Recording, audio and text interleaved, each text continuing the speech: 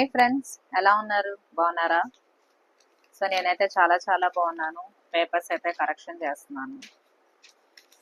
మొన్న periodic test 2 జరిగింది. So ఆ విధ్వంసాన్ని అయితే కరెక్షన్ చేస్తున్నాను. ఓకే, వినేవాళ్ళు ఎప్పుడు బాగానే రాస్తారండి. క్లాస్లో విన్నట్టుగా నటిస్తూ ఆటలాడుకునే ఆటకాయితనం అనే పిల్లలు ఉన్నారు చూసారా, వాళ్ళు ఎప్పుడూ సరిగ్గా రాయరు. పేరెంట్స్ ఆరాటం, టీచర్స్ ఆరాటం తప్ప పిల్లలకి అంత బాధ్యతగా ఉండరు.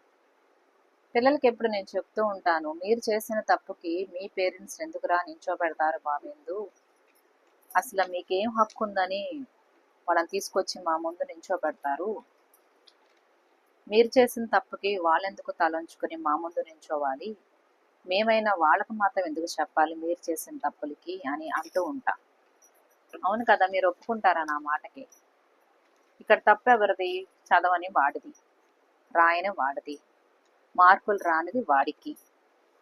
ఇంట్లో అన్ని సమకూర్చే తల్లిదండ్రులు వచ్చి స్కూల్లో ఎందుకు నిల్చోవాలి వాడు చేసిన తప్పులకి? మీరందరూ ఒప్పుకుంటారా ఫ్రెండ్స్? చూస్తున్న పిల్లలు కూడా అయితే ఒప్పుకుంటారు నాకు తెలుసు. ఆ క్షణం నేను అన్న క్షణం కామ్గా ఉండి నిజమే అని చెప్పి రెట్రాస్పెక్ట్ చేసుకుంటారు, కానీ తర్వాత మళ్ళీ మామూలే. ఎందుకు చెప్పండి? ఆ మనస్తత్వం ఎందుకు ఉంటుంది అంటారు? పిల్లల్లోనే ఎందుకు ఉంటుంది? ఎందుకంటే చపలం ఉండేది పిల్లలకి. Fickle minded children are fickle minded. Attention span తక్కువగా ఉంటుంది. సో అటెన్షన్ స్పాన్ని గ్రాప్ చేయాలంటే టీచర్ పడే అగచాట్లు ఎన్నో ఉంటాయి. టీచర్స్గా మేము ఎన్నో పాటలు పడుతూ ఉంటాం, అవునా? దానికి సమతుల్యంగా మీ వైపు నుంచి సహకారం ఉండాలి, మా వైపు నుంచి పిల్లోడికి సహకారం ఉండాలి. సో రెండు వైపుల నుంచి సహకారం ఉంటే తప్ప పిల్లాడు పైకి రాడు. ఇవాళ నేను దాదాపు 2-3 వీడియోస్ అయితే చూశాను.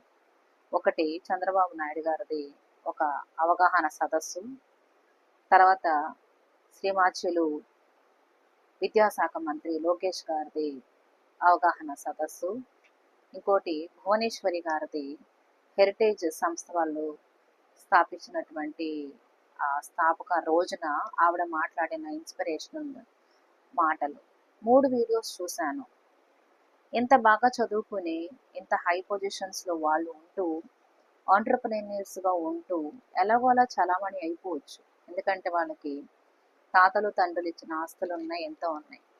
కానీ ఎందుకు ఆ పొజిషన్లో ఉండి ఎందుకు ఆ మాట్లాడుతున్నారు అని నాకు నేను ప్రశ్నను వేసుకుంటే, వాళ్ళకు ఒక తృష్ణ అనేది ఉంది, ఒక ఆలోచన అనేది ఉంది, ఒక ఆలోచన మీద అవగాహన ఉంది. ఆ తృష్ణ, ఆలోచన, అవగాహన 3 కలిపితే వాళ్ళు ఖచ్చితంగా మార్గదర్శకం అవుతారు, అవునా? ఇప్పుడు మనకున్నది పక్కన వాడికి చెప్తేనే కదా వాడు ఆచరించి దాన్ని ముందుకు తీసుకెళ్ళేది. వాళ్ళకి ఆలోచన వాళ్ళతో ఆగిపోవటం వాళ్ళకి ఇష్టం లేదండి. అదే ఆలోచన 10 మందికి పంచితే కనుక అది వాళ్ళు మార్గదర్శకం అవుతారు, అవునా? సో చంద్రబాబు నాయుడు గారికి ఎంతో ఆలోచన ఉంది. అష్ట దిగ్గజం ఆయన. అన్నీ కలిపితే ఒక రకమైన tower of knowledge. So Lokesh గారిని అంతకుముందు చూసిన వీడియోస్లో కన్నా నేను ఈ మధ్య కాలం చూస్తున్న వీడియోస్ని when I totally compare, that's no comparison at all.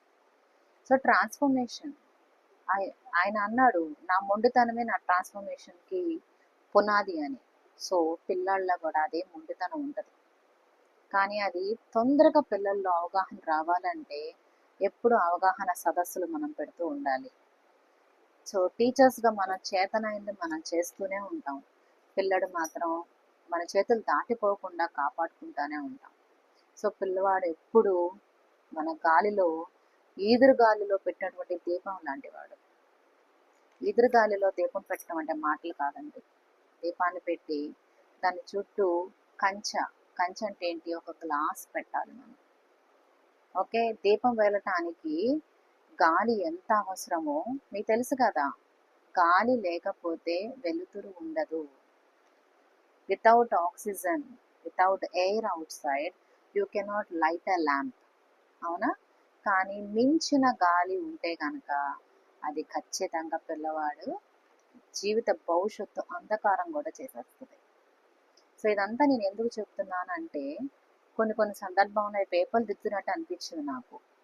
పేపర్లు దిద్దుతూ మీతో మాట్లాడితే వీరి యొక్క భవిష్యత్తు నిజంగా మన చేతుల్లోనే ఉందా, దిద్దే నా చేతుల్లో ఉందా, చదివే వాడి చేతుల్లో ఉందా, చదివించే పేరెంట్స్ చేతుల్లో ఉందా చెప్పండి. సో మన ముగ్గురు కలిస్తే వాడు ఖచ్చితంగా బాగా చేస్తాడు. అవునా? ఇప్పుడు మనం రూపాంతరం చెందకోకుండా ఏ వస్తువుకి విలువ పెరగదు. నేను ఎక్కడ ఏది చూసి మాట్లాడట్లేదండి. నా మనసులో ఏది తోస్తే అది మాట్లాడుతున్నాను, నా నోటికి ఏది వస్తే అది మాట్లాడుతున్నాను. రూపాంతరం చెందకోకుండా ఏ వస్తువుకి విలువ పెరగదు. రూపాంతరం చెందడం అంటే ఏంటి? చేంజ్. ఆ చేంజ్ షుడ్ హ్యాపెన్. ఆ రూపాంతరం చెందే టైము, పరిపక్వత చెందే టైము ఒకటే. అవునా? ఫర్ ఎగ్జాంపుల్, చిన్న ఎగ్జాంపుల్ చెప్తాను. చెట్టుకు రూపాంతరం చెందటం అంటే ఏంటి? మనం ఏం తయారు చేస్తాం? ఒక మంచాన్ని తయారు చేస్తాం, ఒక కుర్చీని తయారు చేస్తాం, ఓకే? లేకపోతే చెక్కతో సంబంధించిన ఏదైనా ఒక వస్తువుని, ఒక టీపాయిని తయారు చేస్తాం. అంటే ఇప్పుడు చెక్కను తీసుకొచ్చి నా పెరట్లో కనుక ఒక టేకు చెక్క ముడిసింది, ఆ టేకు చెక్క ఉంటే కనుక చాలు నాకు ఇవన్నీ వచ్చేస్తాయి అనుకుంటే సరిపోదు. చెట్టు చుట్టూ చప్పట్లు కొడుతూ తిరుగుతూ ఉంటే టేకు డైనింగ్ టేబుల్ తయారవుతుందా? టేకు మంచం తయారవుతుందా? నో. దానికి ఒక టైం రావాలి, ఆ చెక్క ముదరటానికి ఒక సమయం రావాలి, దాన్ని మనం కట్ చేయాలి, దానికి రూపాంతరం చెందాలి. అది రూపాంతరం చెందితే ఏమవుతుంది? అది ఒక మంచి వస్తువులాగా తయారవుతుంది. అవునా? అవునా కాదా? ఈవెన్ మన పళ్ళుల్లో పెట్టుకునే, ప్లేట్లో పెట్టుకునే అన్నం కూడా రూపాంతరం చెందిందే. అవునా? రైతన్న పండిస్తాడు, ఒక విత్తనం వేసి చెట్టును మొలిసి చెట్టు నుంచి మళ్ళా గింజలు వచ్చి మనకి ఒడ్లు వచ్చి ఒడ్లను తీసుకెళ్ళి మిల్లులో వేస్తే మిల్లు దాని రూపాన్ని మార్చి దానిపైన ఒడ్డును తీసేసి చెక్కేసి మనకి బియ్యాన్ని షాపులోకి వేస్తే షాపు నుంచి మనం తెచ్చుకుని బియ్యం తింటామా? తినం కదా. మళ్ళా ఆ బియ్యం రూపాంతరం చెందుద్ది. దాన్ని నీళ్లు పోసి ఉడకపెట్టుకొని మెత్తగా చేసి అది మన శరీరానికి సరిపోయే విధంగా ఉడికించుకొని ఆ దానిలో మనం వండుకున్నటువంటి కూరను కలుపుకొని తింటాం. అంటే ఇన్ని స్టేజెస్లో చేంజెస్ జరుగుతున్నప్పుడు అది మనకి ఒక ఉపయోగపడేటువంటి పరికరం లాగా మన చేతుల్లోకి వస్తుంది. సో కుర్రవాడి జీవితం కూడా అంతే.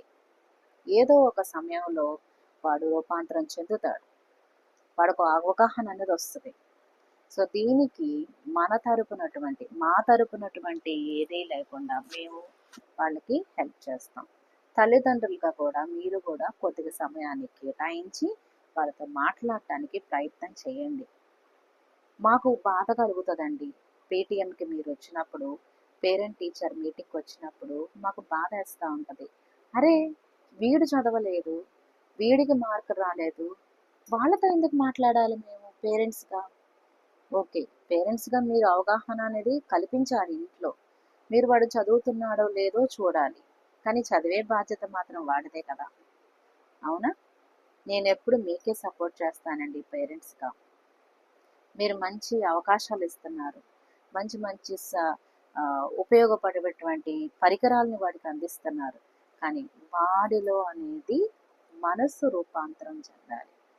మానసికంగా రూపాంతరం చెందితే అప్పుడు వాడు ఒక ఉపయోగకరమైనటువంటి, సమాజానికి ఉపయోగకరమైనటువంటి ఒక పరికరం లాగా తయారవుతాడు. ఏమంటారు?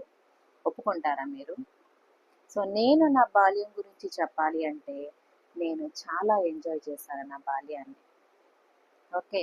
సో స్కూల్ నుంచి రాగానే బ్యాగ్ అయితే అక్కడ పడేసి కనీసం గంట 2 గంటలు అయితే ఆడుకోవడానికి వెళ్ళిపోయేదాన్ని. అంటే నేను మానసికంగా, శారీరకంగా నాలో ఉన్న అలసటని మొత్తం తీసేసి నా క్లీన్ స్లేట్ లాగా మళ్ళీ అయిపోయేదాన్ని సాయంత్రానికి. తర్వాత హ్యాపీగా కూర్చుని ఒక గంటో అరగంటో టీచర్ ఏం చెప్పింది అనేది ఒక పుస్తకాన్ని తిరిగేసి చదువుకునేదాన్ని. నేను మార్కుల కోసం పాకులాడేటువంటి మనిషిని కాదు. నా పేరెంట్స్ కూడా నా మీద అంత ప్రెషరు పెట్టలేదు, టచ్ వుడ్. ఓకే.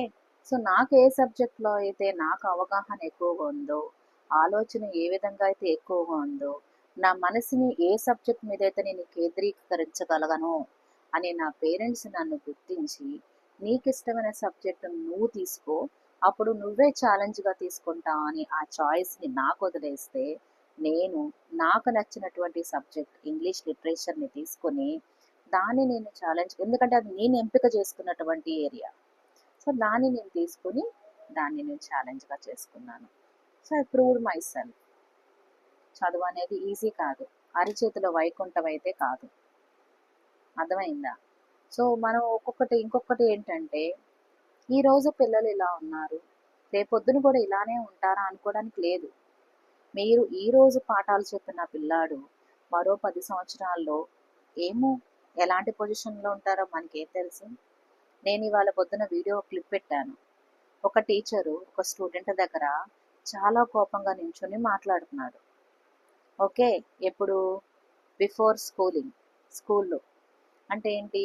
అతనికి ఆ స్టూడెంట్ని మంచి దారిలో పెట్టాలి అని ఒక అవగాహన కలిగించడం కోసం ఆ టీచర్ వాడిని అలా సంబోధిస్తున్నాడు.